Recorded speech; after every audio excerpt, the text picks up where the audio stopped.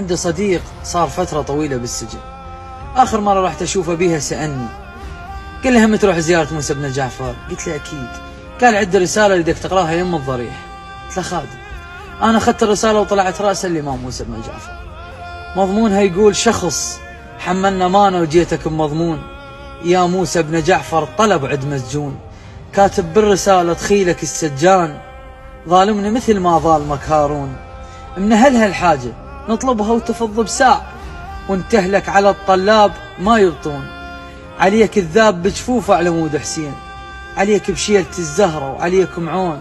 أكل عمر السجن خلصنا يا مولاي، مثل ما الله خلص موسى من فرعون.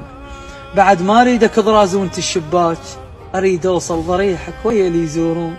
يقول لي الكاظم أرض خاك، بس لما ندار الكاتب المرسال نقول جوزار.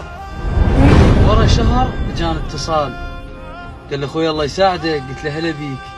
قال انا طلعت من السجن وهسه يا موسى بن جعفر، اظن الرساله وصلتها. قلت له والله وصلتها. يا رب عندنا حوائج هواي، ان شاء الله تقضي بجاه موسى بن جعفر.